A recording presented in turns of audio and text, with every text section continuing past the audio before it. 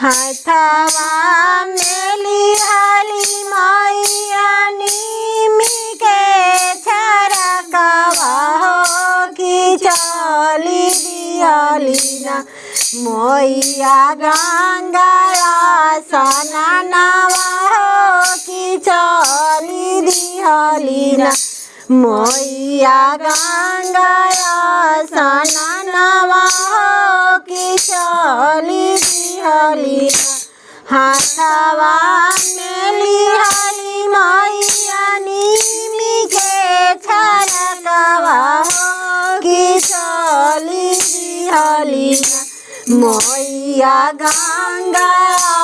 स्नानवा हो कि चली दिहली ना कैलिया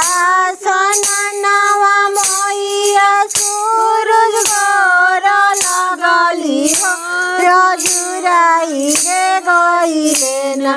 मैया के लांबी लांबी के सिया हो रजुराई रे गइले ना मैया के लांबी लांबी के सिया हो रजुराई रे गइले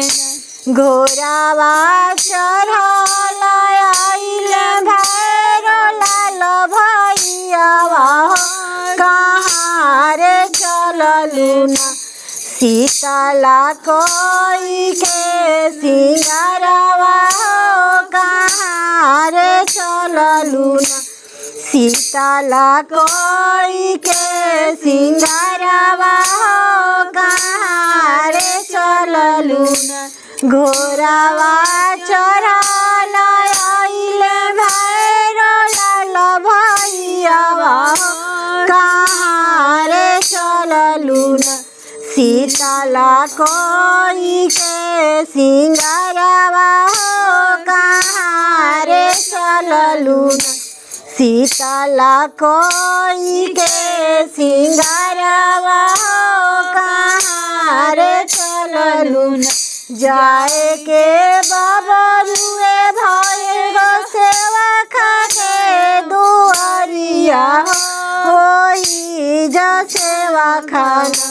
हमर धइले बारे काला सावा होई जा सेवा खाना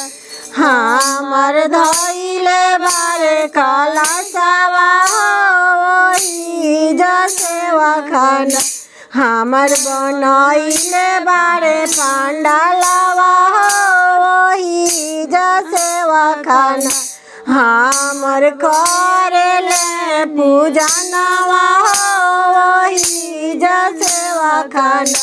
हमर करेले